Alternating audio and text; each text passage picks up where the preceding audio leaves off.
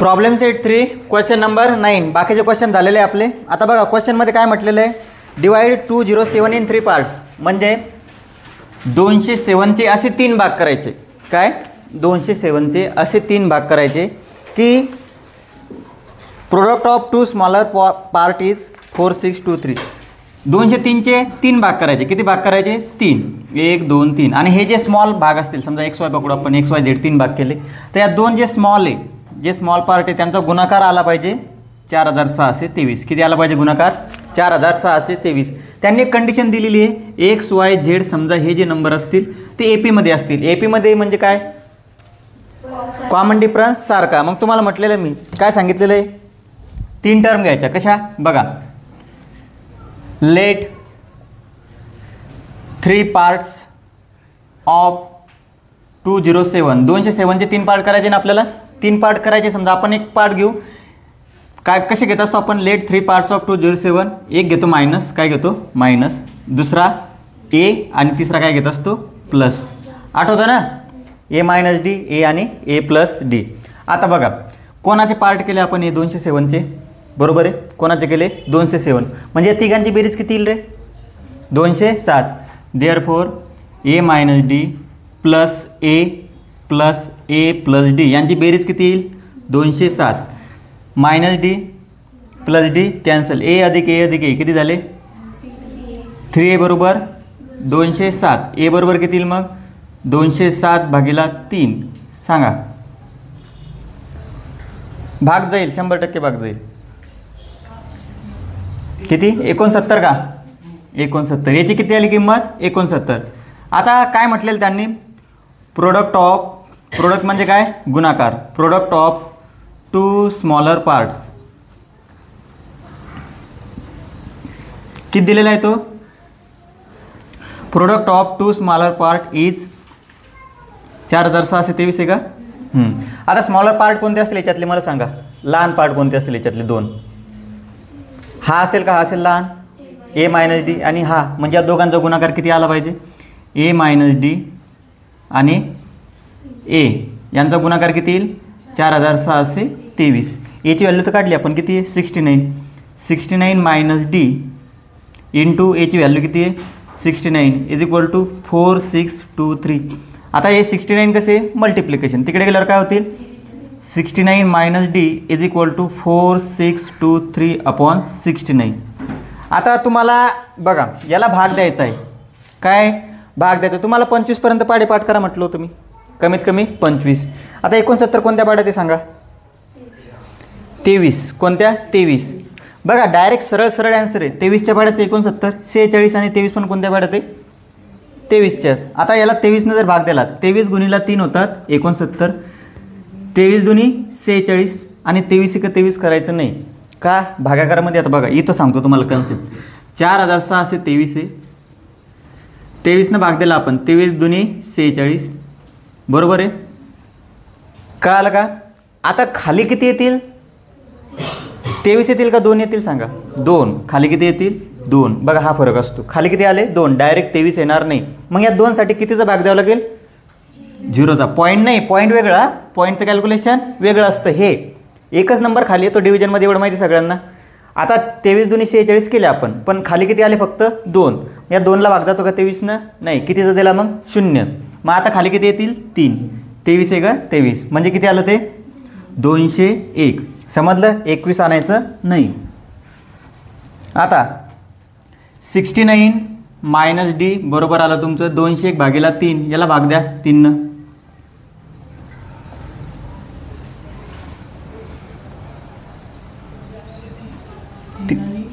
याला 3 जर भाग दिला तर किती? 67 का? 67. आता हे 69 तिकडे जाऊ द्या. मायनस डी बरोबर 67 मायनस 69. मोठी संख्या कोणती? 69. 69मधून 67 गेले -2. दोन्ही ठिकाणी मायनस आहे, प्लस होईल. काय होईल? प्लस. समजलं? आता पहिली टर्म 69 आहे. बघा देअरफॉर ए मायनस डी किती होईल सांगा आता? 9. ए मायनस डी किती होईल? ए किती आहे? 69. डी किती आला? 2. म्हणजे पहिली टर्म आली 67. दुसरी टर्म किती येईल? ए बरोबर 69 डायरेक्टच आहे.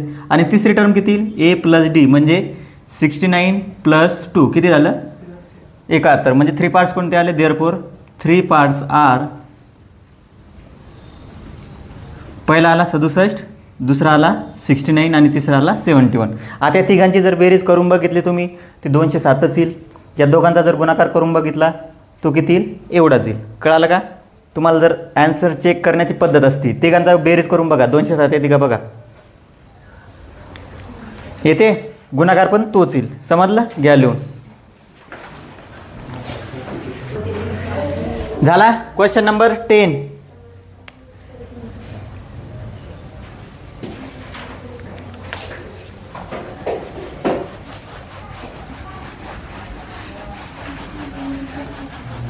बघा क्वेश्चन नंबर 10 मध्ये काय म्हटलेलं आहे, there are 37 terms in an AP. एक सिरीज आहे त्याच्यामध्ये बघा टोटल किती आहे, 37 आहे.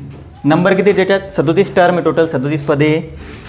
Sum of 3 terms place exactly at the middle is 225. आता याच्यामधले 2 कंडिशन आहे, पहिली कंडिशन आणि दुसरी कंडिशन. पहिल्या कंडिशनमध्ये काय म्हटलेलं आहे, 3 संख्या अशा आहे, मधातल्या 3 संख्या त्यांची बेरीज 225 आहे.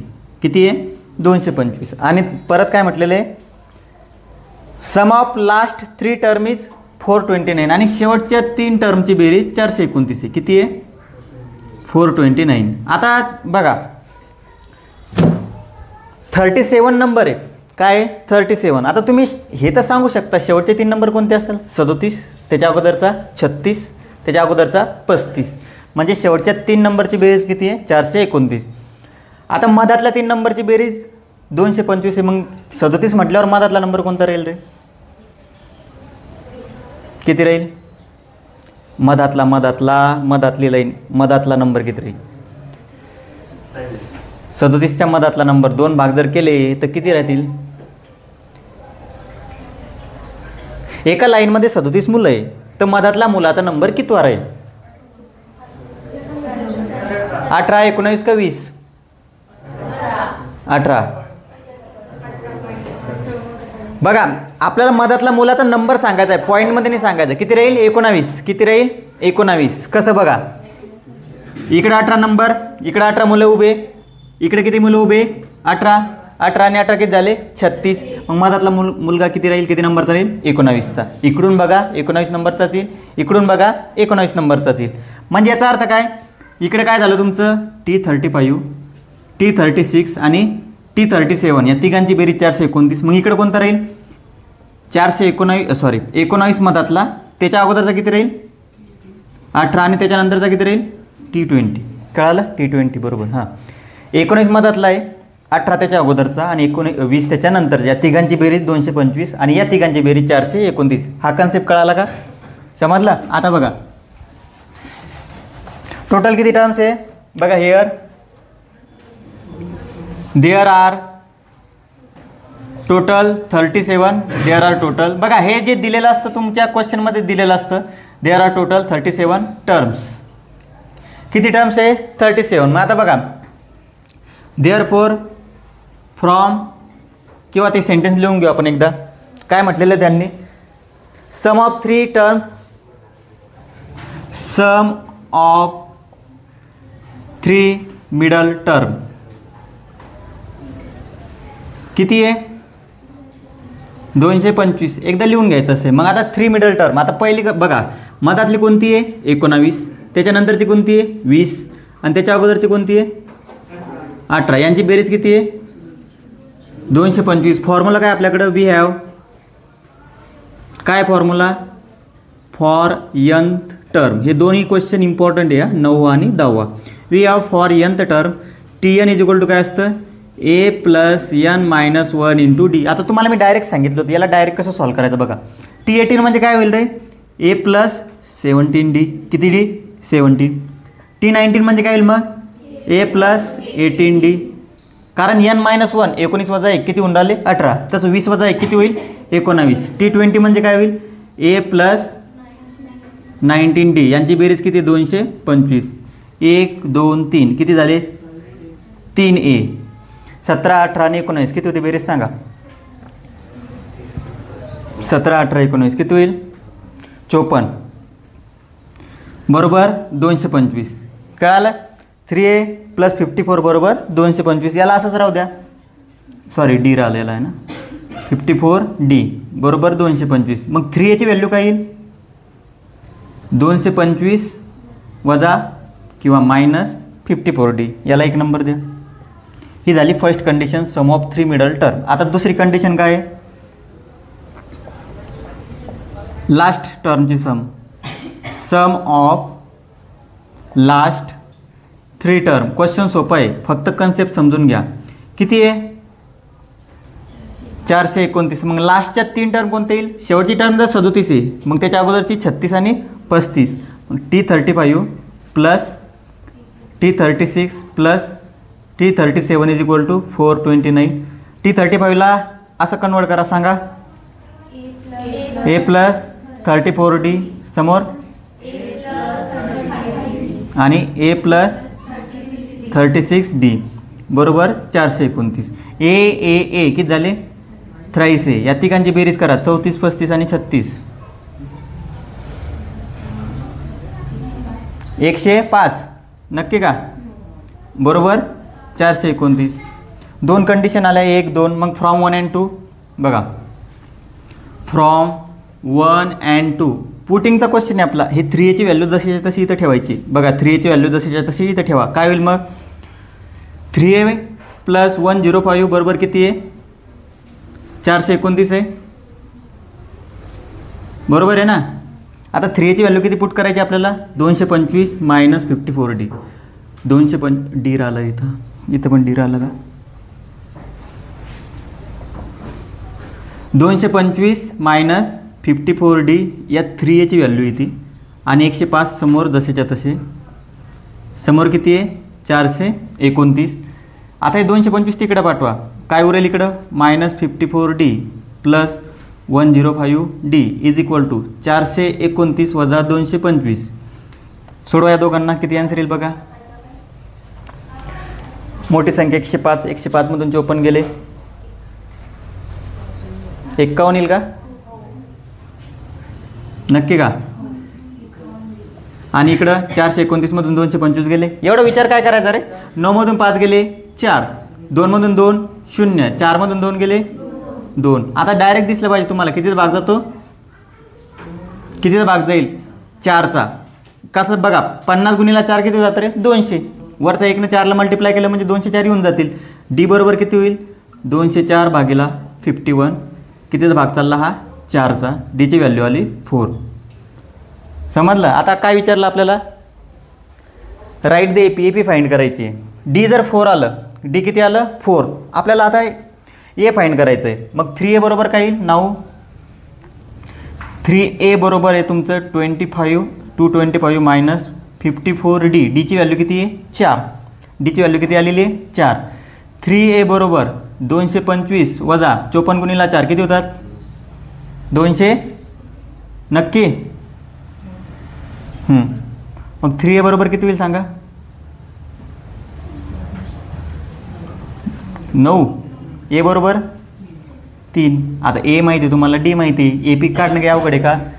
बघा therefore the A P is, पहिली टर्म किती आली 3, फरक कितीचा आहे 4चा. दुसरी किती मग 3री, 4थी 15. पहिली टर्म 3 आहे, दुसरी 4 आहे.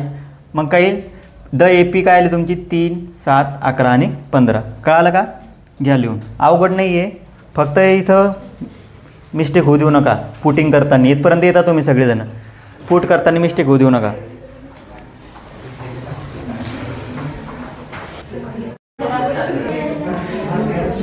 क्वेश्चन नंबर 13 घेऊ अगोदर आपण.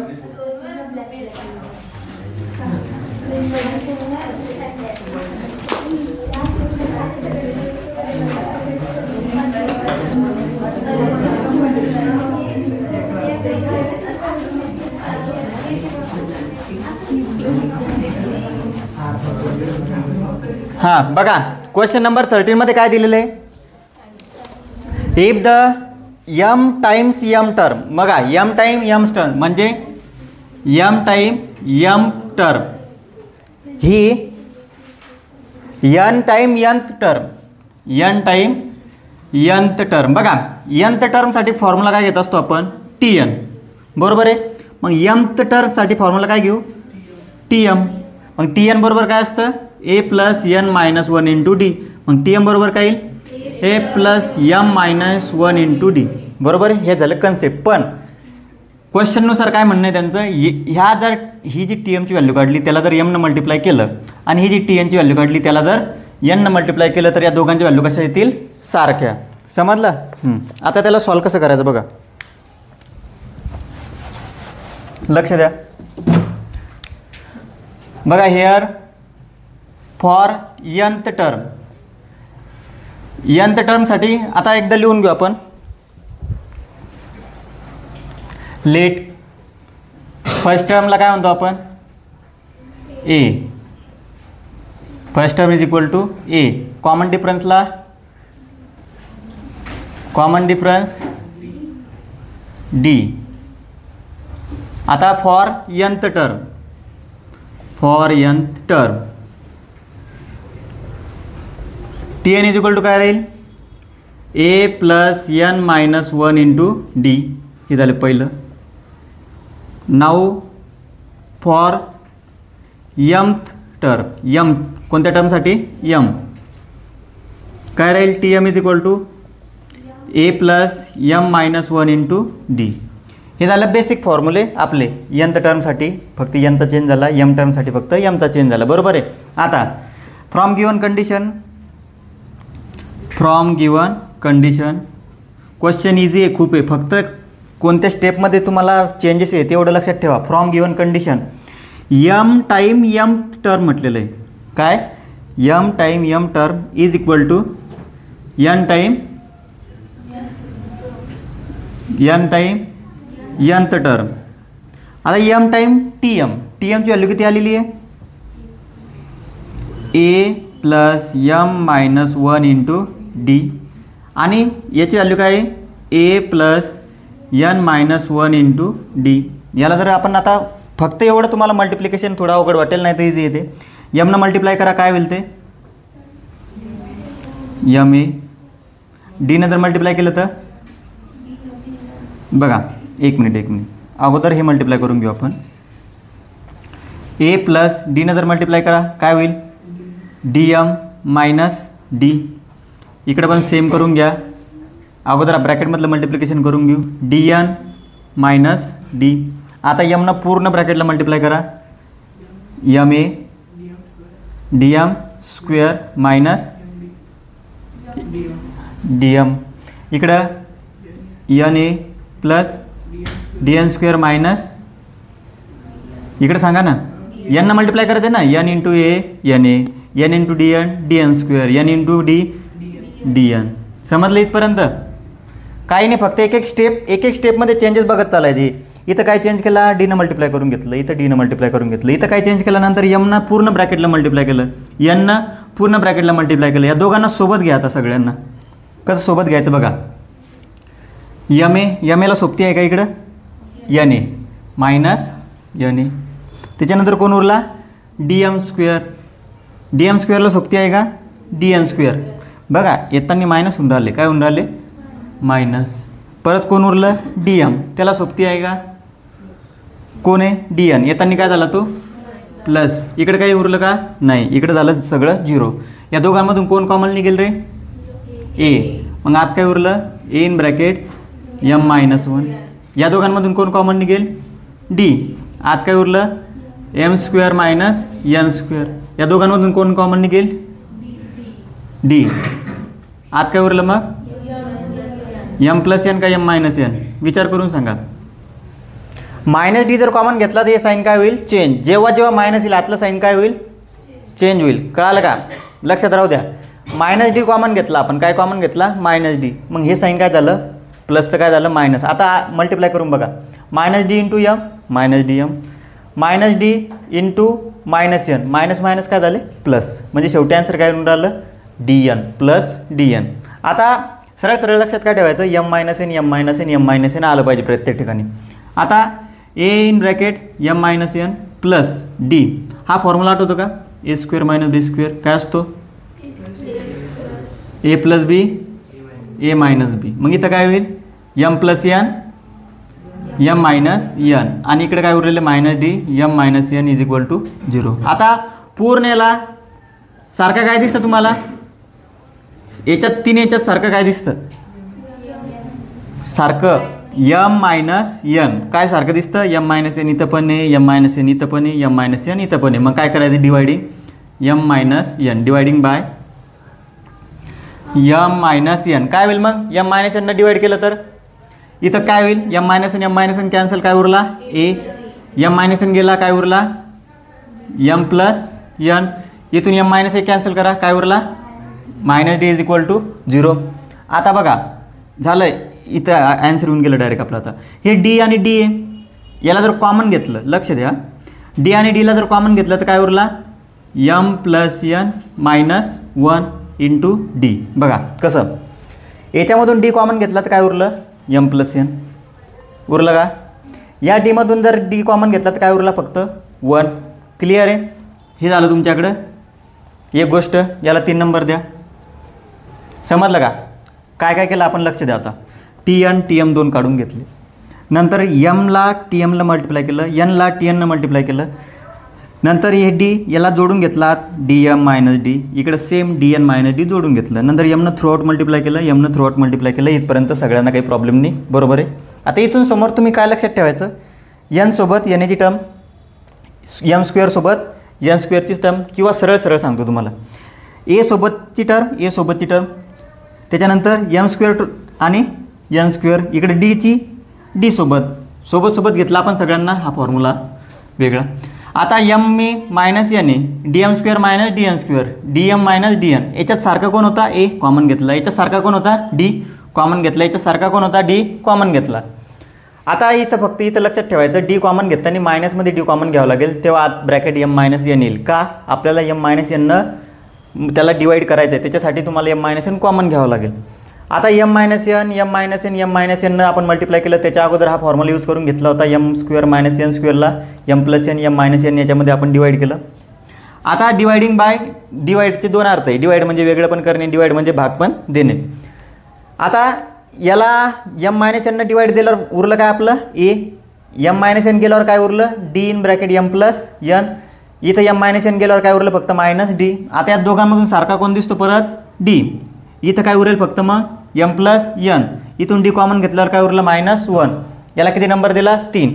आता जर मी असं म्हटलं तुम्हाला now for m plus n term बघा टी एनसाठी काय फॉर्म्युला घेतला a plus N minus 1 into d t एमसाठी काय फॉर्म्युला घेतला a plus m minus 1 into D. आता टी एम प्लस एनसाठी फॉर्म्युला काय घ्याल मग तुम्ही टी एम प्लस एन बघा एम प्लस एन दोघांना मिक्स जर केलं आपण तर काय राहील ए plus in bracket M plus N minus 1 into D असं राहील का कारण इथं जी टर्म असते ती कुठे येते एनच्या ऐवजी लक्षात आहे ना बघा एन आलं तर इथं एनच्या ऐवजी एन आलं एम आहे एमच्या ऐवजी काय आलं एम इथं काय मग एम प्लस एन तर मग एनच्या ऐवजी काय येईल एम प्लस एन. आता मग फ्रॉम